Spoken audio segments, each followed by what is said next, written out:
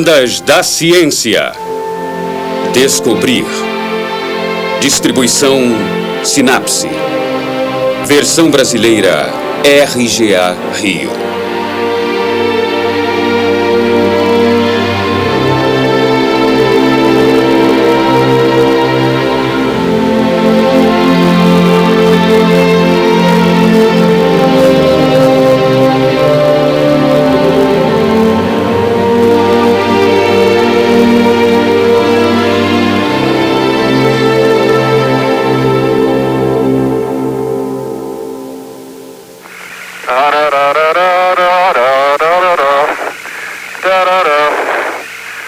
Hippity-hopping along. Hippity-hoppity, hippity-hoppity, hippity-hopping over hill and dale. Da-da-da-da-da-da-da-da-da. Da-da-da. Hippity-hopping along.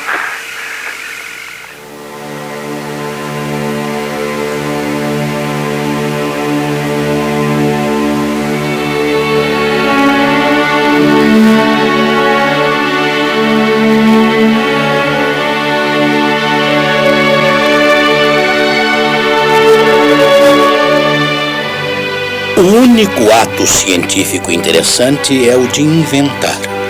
Estou falando da descoberta. Todo o resto é menor e secundário em relação a esse ato fundamental. Às vezes parte-se em viagem para descobrir uma ilha desconhecida, uma ilha deserta ou um novo mundo. Portanto, desde a origem da escrita, os primeiros textos contavam as viagens de um homem por mundos conhecidos e desconhecidos. Quando nós falamos da ciência, costumamos falar de Tales, que inventou a geometria, de Galileu, inventor da mecânica, ou de Pasteur, que descobriu o micróbio, como se fossem grandes exploradores que descobriram novos mundos. A exploração, a descoberta da Terra, ou como dizia Jacques Cartier em 1934, a visão do mundo, corresponde à imagem da aventura científica. É a lenda da aventura científica. Quando Cristóvão Colombo descobriu a América, o que quer dizer descobrir a América? Pois já havia índios de 50 ou de 100 tribos que tinham vários idiomas, civilizações, culturas, uma arte e às vezes algumas ciências. Portanto, a ideia ou o fato de que tenha havido grandes descobertas no século XV ou XVI é apenas o ponto de vista ocidental, o que chamamos de etnocentrismo.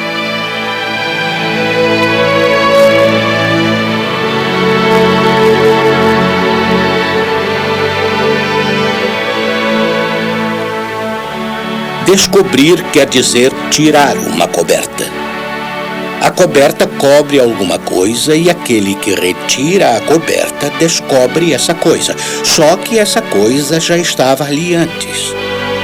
Mas quando falamos em inventar, isso quer dizer construir com todas as suas peças alguma coisa que não existia. Um inventor científico seria um descobridor? Seria alguém que vê pela primeira vez alguma coisa que já existia, ou a descoberta científica seria uma invenção, uma criação total de algo que não existia? A descoberta da Terra ou a sua exploração retoma essa estranha questão da ciência. Será que o que os cientistas descobrem já faz parte do mundo ou é produzido?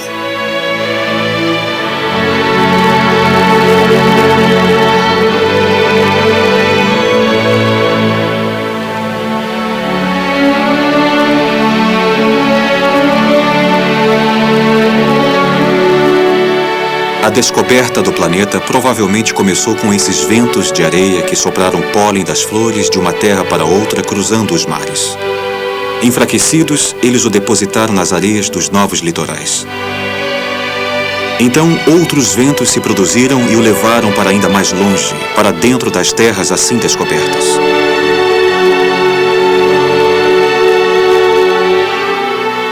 As flores e as plantas sempre viajaram. Hoje e sempre foram as primeiras a viajar. Desde aquele ano distante em que o homem ainda não construía barcos de pele, de caniço ou madeira. A areia se ergueu em nuvens em direção aos mares. As ondas de branca escuma também se ergueram para terras distantes, terras descobertas. Assim como os campos de centáureas, de papoulas, de lilazes e crucíferas brancas levadas, empurradas pelos ventos.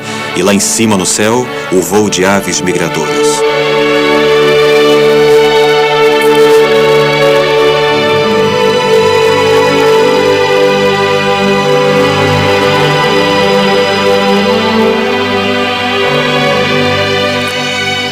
É uma linha suave, uma onda leve, ínfima, paralela ao horizonte. Ela avança lentamente enquanto se ergue, aumenta aos poucos à medida que se aproxima da margem. Ei-la aqui muito maior, 5 metros, 10 metros, 30 metros de altura. Ela ocupa toda a imagem. O céu é apenas uma linha fina no alto da imagem. A onda estoura na terra. Terremoto no Japão.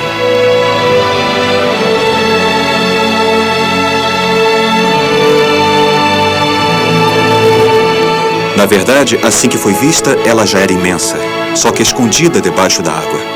Aproximando-se da margem, o fundo do mar vai se tornando cada vez menos profundo. Então, a onda exibe o seu verdadeiro tamanho fora da água. Ela começa a crescer e mostra-se tão alta que carrega tudo por onde passa. Hoje sabemos que esse terremoto é uma onda de choque que saiu do Chile, cruzou o Pacífico em 12 dias para se tornar esse tsunami, tão temido pelos japoneses.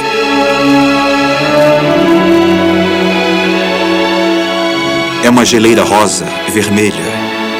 Os montanhistas sabem que o branco da neve, às vezes, pode se avermelhar quando o siroco nasce das profundezas do Saara em direção ao norte e joga as areias do deserto nas faces geladas das montanhas europeias. Nestas montanhas, a memória do Saara semeia geleiras. Os ventos, a areia, os pólens, os pássaros, as ondas sempre cruzaram a terra. Sempre migraram de todos os cantos ao sabor dos tempos, dos climas.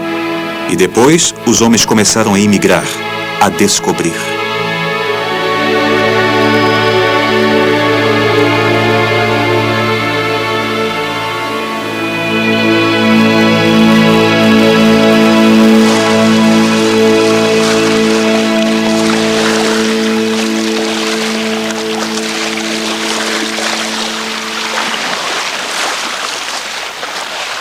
O importante em uma descoberta não é o fato de ver, nem de avistar ou visitar, e sim o discurso, o esboço, o levantamento.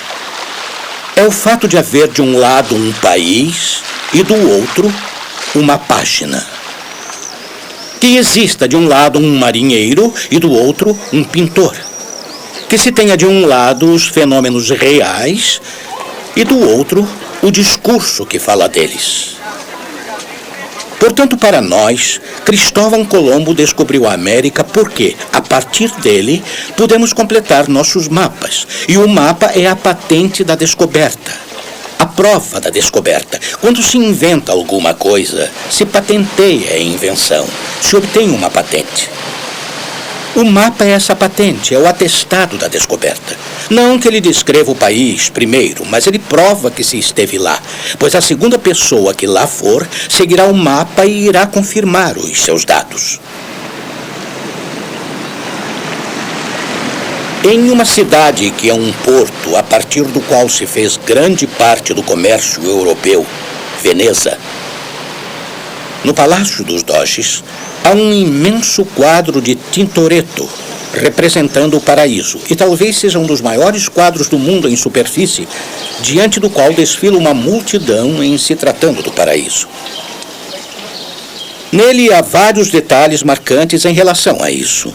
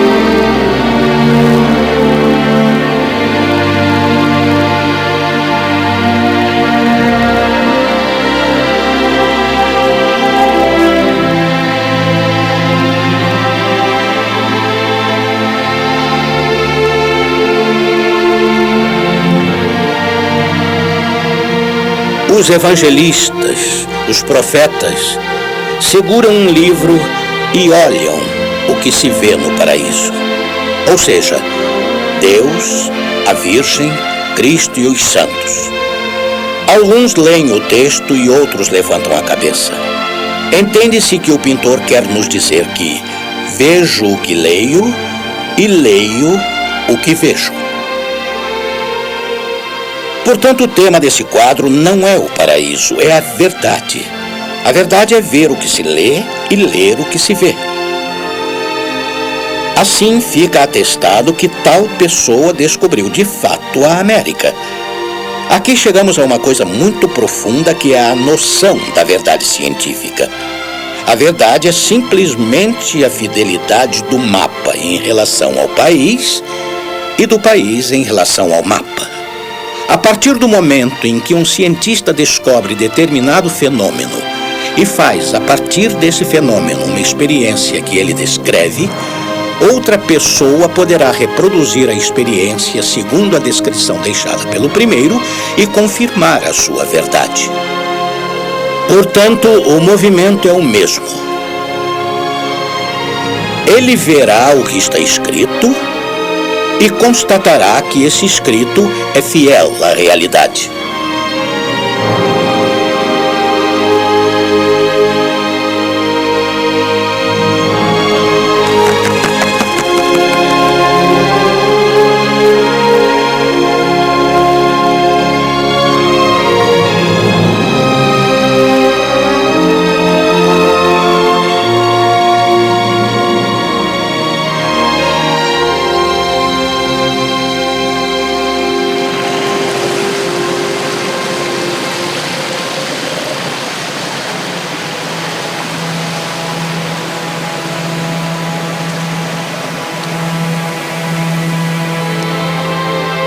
Século VI a.C., litoral mediterrâneo. O horizonte é uma linha por trás da qual o sol se põe. Arriscando seguir reto em direção ao horizonte, as embarcações cairiam no vazio, no céu. Naquela época, a terra era plana, era o que pensavam os babilônios e os egípcios. Ainda faltavam muitas terras, ou seus contornos ainda eram muito pouco conhecidos. Os da África ou da Ásia ainda estavam longe de ser os que conhecemos hoje. Quanto aos territórios do norte, do sul ou do oeste, estes não existiam. Apenas os ventos indicavam as direções. À noite era a vez das estrelas.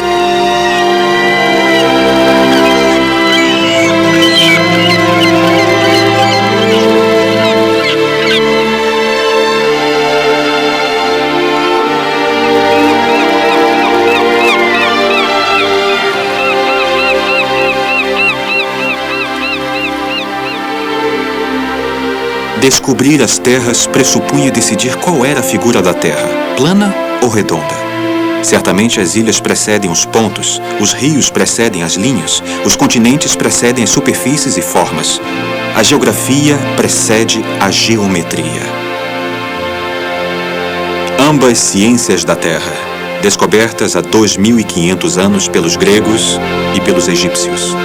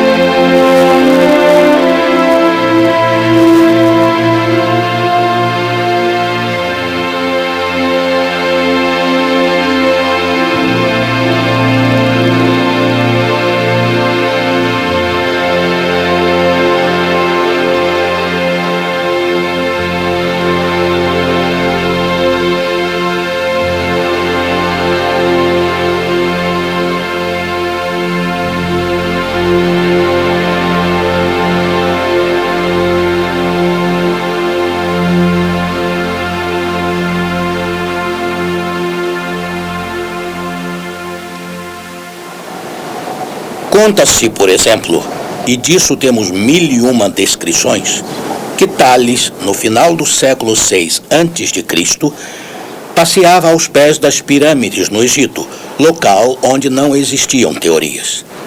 De repente vê, sob o sol de meio-dia, o comprimento das sombras das 3 pirâmides.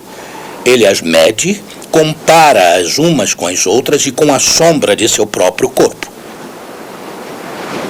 E em seu escrito sobre o comprimento da sombra e da altura da pirâmide, ele deduz, induz ou inventa o famoso teorema da similitude dos triângulos, do qual se tem praticamente certeza de que é o primeiro teorema geométrico. Não se trata mais de sol, nem da altura da pirâmide, nem de sombra, mas apenas da similitude dos triângulos abstratos. E temos a invenção de formas matemáticas perfeitas, teóricas e abstratas. Então, partam em viagens. Ao ver alguma coisa que todo mundo já viu, não se descobre nada. Mas ao ver uma coisa que todo mundo já viu, Tales inventou um teorema. Ele não o descobriu, já que as pirâmides já eram conhecidas e não tiveram de ser descobertas, mas ele inventou o teorema. A pirâmide já existia e não precisava ser descoberta, mas o teorema não existia e teve de ser inventado.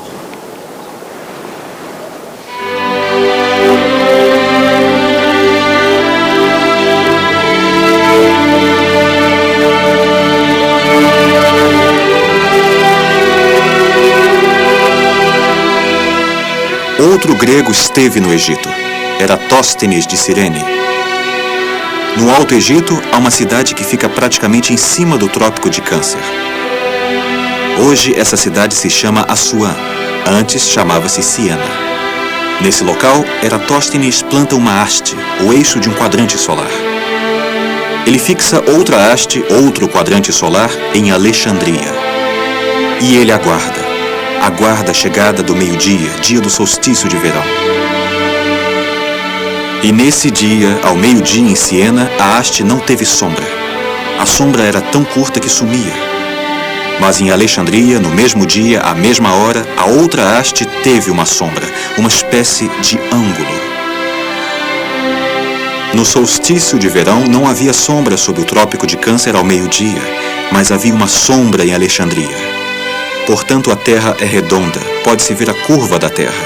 A curva do meridiano é observada e medida. Mas, ao seguir as duas hastes perpendiculares à Terra, chega-se ao centro da Terra. E o ângulo que se forma no centro da Terra é igual ao ângulo que o Sol tinha acabado de desenhar com a haste, ou o quadrante solar, perpendicular à Terra ao meio-dia, no dia do solstício de verão. Eratóstenes mediu esse ângulo, e esse ângulo é igual a 1/50 da medida do círculo. Conhecendo a distância entre Siena e Alexandria, ele o multiplicou por 50 e descobriu o comprimento do perímetro da circunferência da Terra.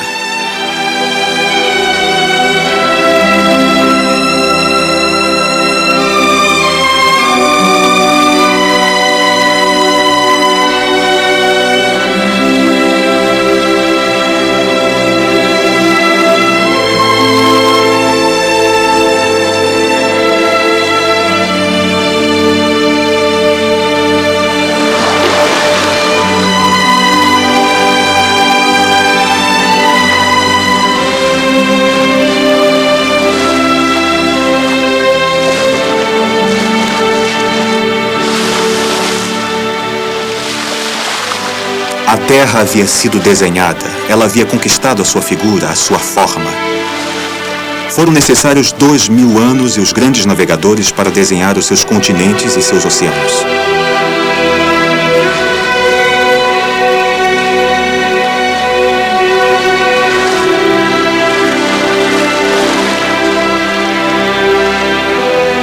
Em 1519, Fernão de Magalhães percorria em direção ao sul o litoral da América, recentemente descoberta por Colombo, e finalmente atravessava o estreito de 325 quilômetros. Essa travessia lhe custou 38 dias e 2/3 de sua equipagem. Do outro lado, ele descobre um imenso mar, perfeitamente calmo, que ele chama de Pacífico. Descobridor de novas terras, ele também descobre um novo céu, o outro hemisfério, o hemisfério sul, no qual ele batiza duas pequenas manchas esbranquiçadas, que hoje sabemos que são galáxias, de nuvens de Magalhães.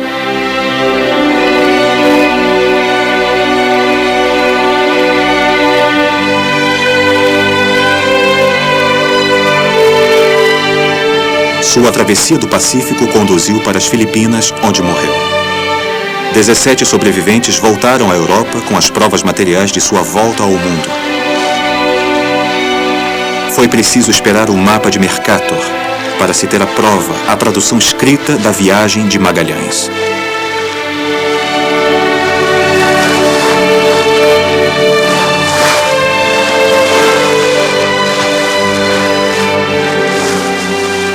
A diferença que existe entre o esboço da paisagem e o mapa está obrigatoriamente na geometria e passa muitas vezes pela geometria. De um lado existe uma geografia com medidas e de outro lado a estética. Temos a paisagem que dá as belas singularidades.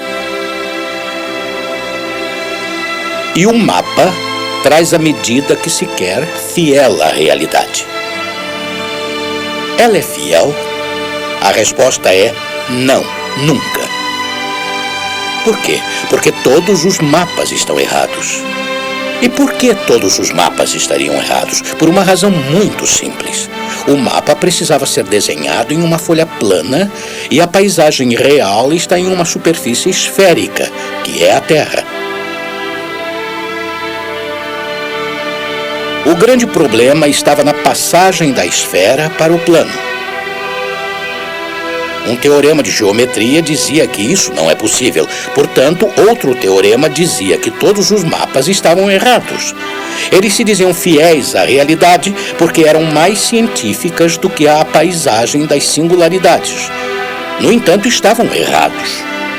Portanto, o problema fundamental do mapa era encontrar a retificação de seus erros. E a melhor solução encontrada durante o Renascimento foi a de Mercator. Tomando o planeta Terra, uma esfera, como referência, ele a embrulhou com uma folha de papel plano de maneira que essa folha formasse um cilindro. Em seguida, ele projetava todos os desenhos da esfera no cilindro e abria o cilindro. O que resultou no que se chama de planisfério. O plano que embrulhava a esfera se abre e o mapa vira um planisfério. Mas é claro que esse planisfério estava errado, completamente errado.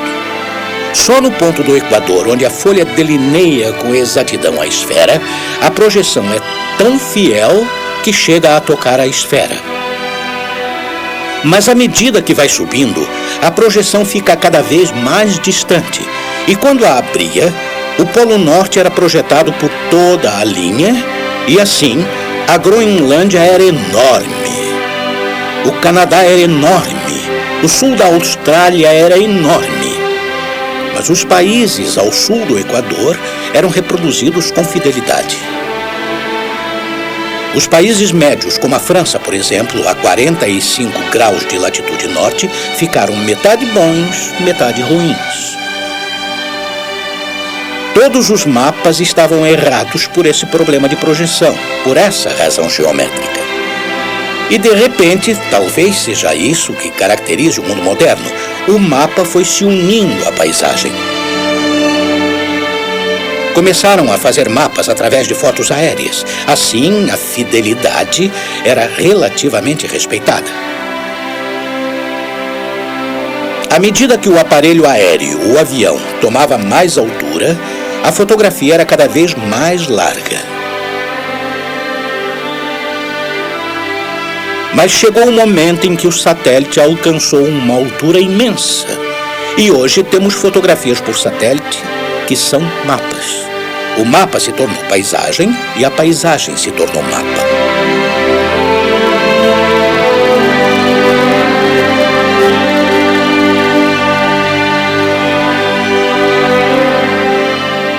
Nas regiões norte e nordeste chove de manhã. Os ventos da noite passada ainda sopram perto das fronteiras. Uma melhora aparecerá ao meio-dia, com o surgimento de cada vez mais sol até o fim do dia. Mas no lado leste, as nuvens ainda resistem e chove um pouco. Nas regiões do noroeste, o sol matinal vai se firmando ao longo do dia.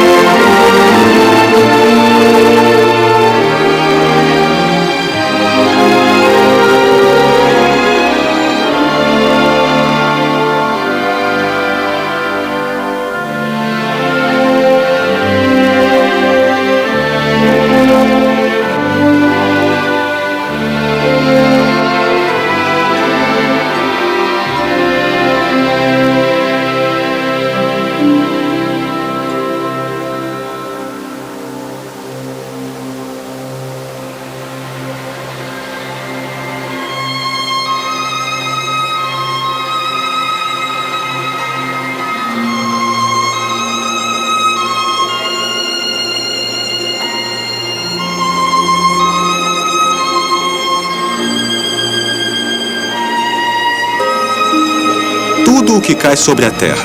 Uma avalanche, uma criança, uma fruta, uma árvore morta, a neve, as pedras, um edifício que desmorona, Oliver Hardy, Stan Laurel, Buster Keaton, um balão subindo aos céus, uma bolha de sabão, a lua e os planetas, o céu inteiro coberto de estrelas. Todos estes corpos vão ao chão, todos estes corpos caem. Como? Por quê?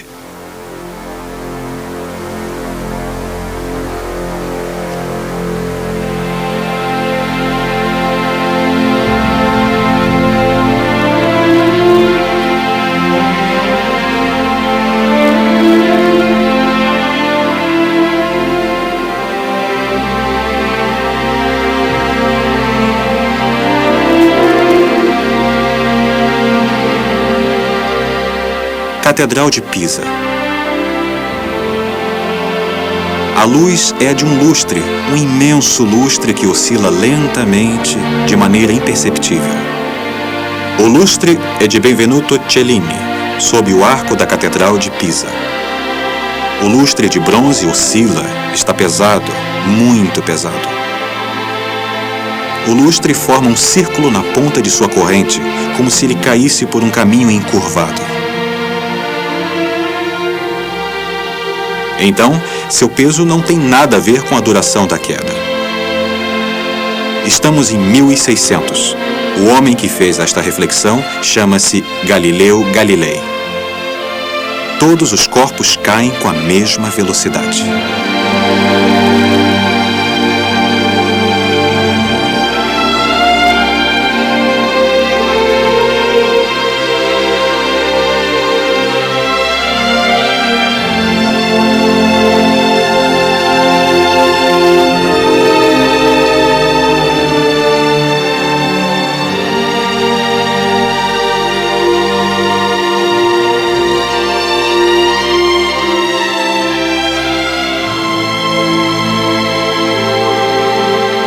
Diz a lenda que Galileu subiu no topo da Torre de Pisa, de onde deixou cair vários objetos.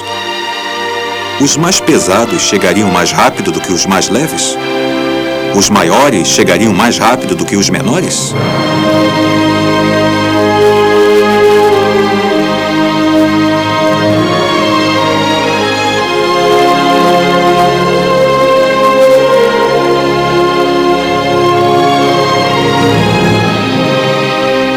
Em Pádua, Galileu construiu planos inclinados nos quais fez deslizar bolinhas de latão.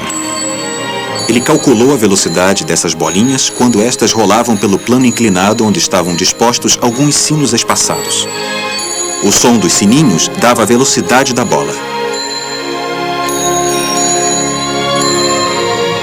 E ele constatou que todos os corpos caem com a mesma velocidade.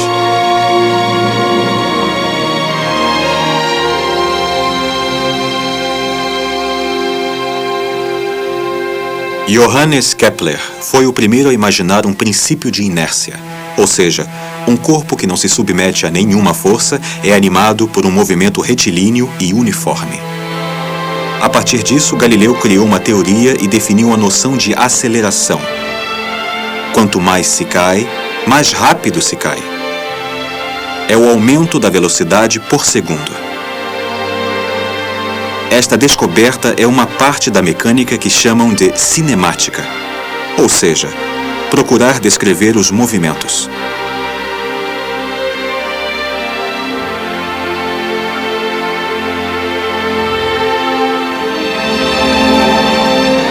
Galileu abriu o caminho descrevendo a queda dos corpos, a queda dos graves, como diziam na época, tão grande era a sua propensão de dirigir-se ao centro da Terra. Com Newton, a queda de um corpo grave na Terra é apenas a manifestação de uma lei universal, a da gravidade, a atração mútua de dois corpos. As causas do movimento da queda dos corpos na superfície da Terra são as mesmas que fazem os astros caírem.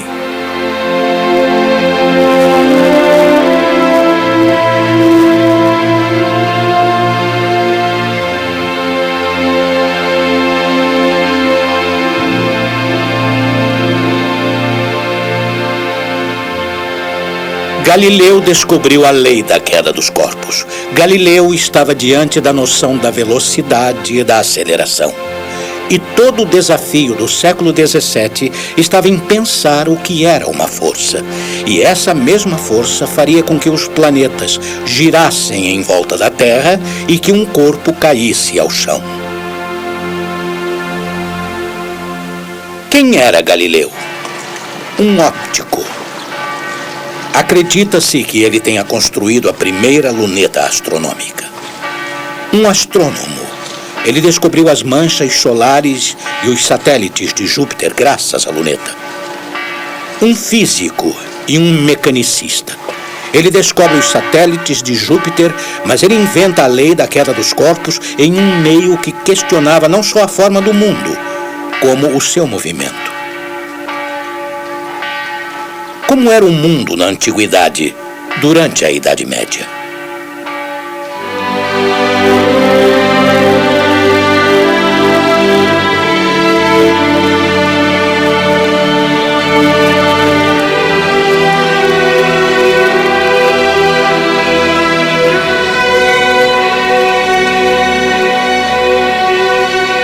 Ele era dominado pelo modelo de Ptolomeu, primeiro século a.C. Segundo o modelo ptolemaico, a Terra era o centro do universo. Ela é esférica, sim. O problema da forma do planeta estava resolvido, e em volta da Terra circulavam o Sol e os planetas. Tornando-se cada vez mais complicado, esse modelo foi trazendo cada vez mais dúvidas e sustentava-se cada vez menos quando surgiu Copérnico. E Copérnico colocou o Sol no centro do mundo e fez o mundo girar em volta do Sol. O mundo de Ptolomeu é geocêntrico, com a Terra no centro. E o modelo de Copérnico é heliocêntrico, com o Sol no centro. E a batalha será não sobre a rotação da Terra, mas sobre o modelo do mundo. Ou seja, seria preciso colocar o Sol ou a Terra no centro do mundo. E Galileu compartilhava totalmente do modelo de Copérnico. Portanto, o que está em jogo neste caso é a ideia que se tem do mundo. Graças às descobertas de Galileu em primeiro, e às descobertas de Newton depois, e às de Leibniz também, a ideia reinante era: se todos os movimentos são causados por forças, que força é essa? Newton disse que era a força de atração que faz com que os corpos celestes se atraiam uns aos outros.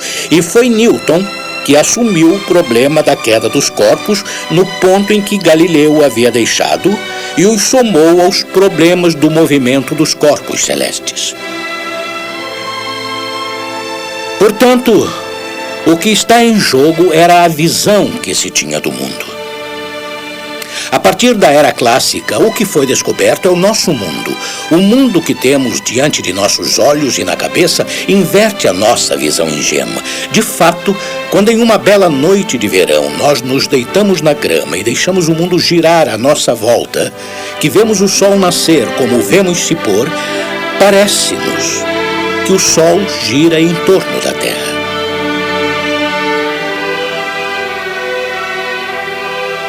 Mas a verdadeira descoberta que ocorreu na época foi a inversão desta visão ingênua e a descoberta de uma teoria que vê o mundo ao contrário.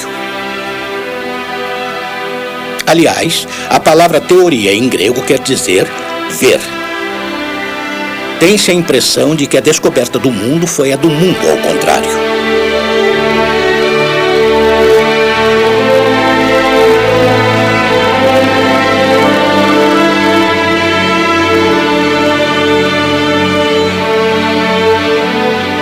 Assim como a primeira descoberta nunca foi perdida desde que foi feita, pois está imortalmente presente, já que continuamos a fazer matemática da mesma maneira que os geômetras gregos, da mesma forma a física que foi inventada no século XVII ainda está presente, ou seja, continuamos a fazer física como Galileu e Newton. É por isso que nós as consideramos descobertas originais. A vida, o que é vivo, dá lugar a grandes viagens e grandes descobertas. Se pensarmos na viagem dos naturalistas, que andam por todo o planeta à procura da fauna, da flora e das diversas espécies existentes e disseminadas pelo mundo. Aliás, esses viajantes estão sempre acompanhados de seus desenhistas, que, de certo modo, mapeiam o mundo dos vivos. Eles coletam o perfil dos pássaros, a forma das cobras, a fascinante complicação das plantas, das frutas e das flores. Nesse momento, o desenho acompanha a descoberta. Não existe ciência do ser vivo sem a anatomia. A anatomia data da mais alta antiguidade, começando pela dissecação das múmias e por Hipócrates.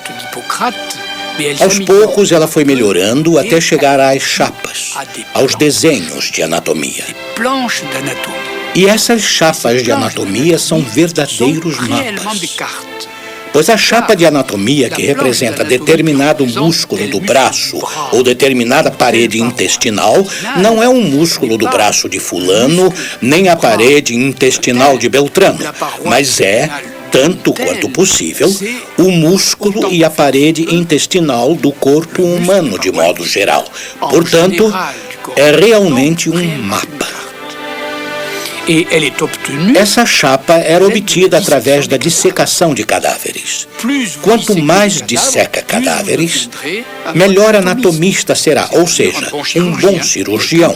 Alguém que não se perde nessa viagem muito especial de observação e prática da cirurgia.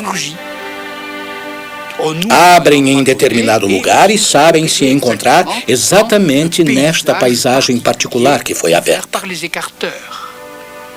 E é aí que a anatomia traz alguma coisa que se situa entre o mapa e a paisagem. Mas há pouco tempo, o grande interesse consistiu em poder passar do visível para o invisível. Abram os cadáveres e verão o que é invisível. Mas o que é preciso abrir para ver de maneira tão fina quanto Pasteur? Aussi finement que Pasteur.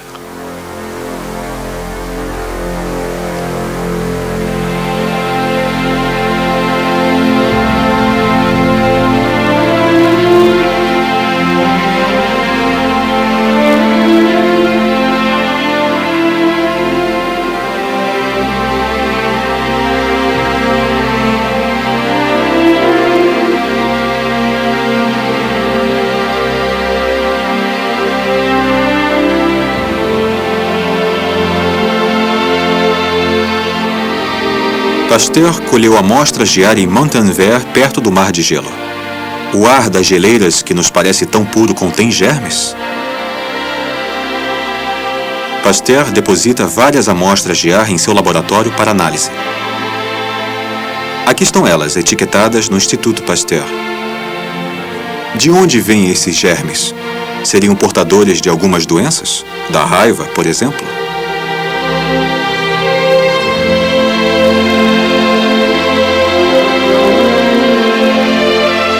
Pasteur era um geômetra. Ele era um especialista em cristalografia, não era médico. E suas primeiras descobertas ocorreram em alguns cristais esquerdos e direitos com ácido. E ele estava interessado na simetria dos cristais ou na antissimetria dos cristais. É um homem com uma visão muito ampla dos problemas. Aos poucos ele passa do cristal para o micróbio, graças a uma extraordinária habilidade em experimentação. Pasteur foi afinando cada vez mais as suas análises, de modo a, em determinado momento, colocar em evidência a existência do que hoje chamamos de micróbios. Ele percorre uma série de fenômenos e passa do visível para o invisível com várias ordens de grandeza. É aí que percebemos que todas as doenças infecto-contagiosas e que todas as questões que ele tratou sobre a fermentação e a raiva são problemas dominados pela cavidade de determinado micróbio, ou seja, os micro-organismos.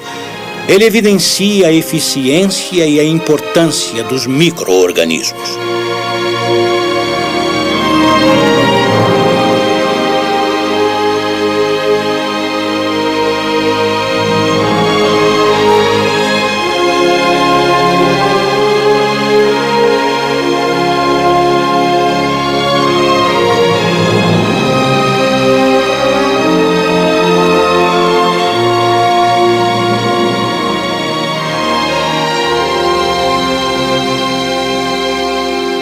E a partir daí, me parece que a viagem continua do visível para o invisível, do grande para o pequeno, do organismo para o micro-organismo.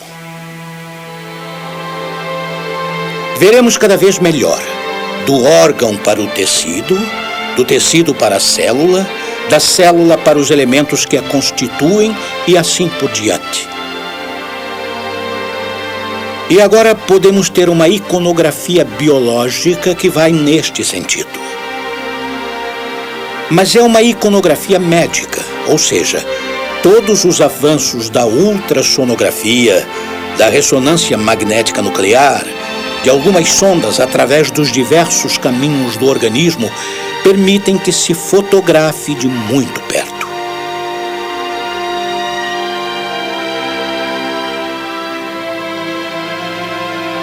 Mas o que é tudo isso, se não viagens? A viagem da sonda em determinado tipo de órgão, a viagem da ressonância, a viagem dos ultrassons que nos permitem obter uma representação. Não é um mapa abstrato, mas uma paisagem concreta do organismo explorado. E, novamente, a iconografia médica nos coloca diante de paisagens com as suas singularidades. E obtemos mais ou menos o mesmo resultado que no céu e no mundo. Saber que o que está acontecendo agora, de um modo cada vez mais preciso, é a representação de 5 verdades. Não apenas dos mapas abstratos, mas das paisagens concretas.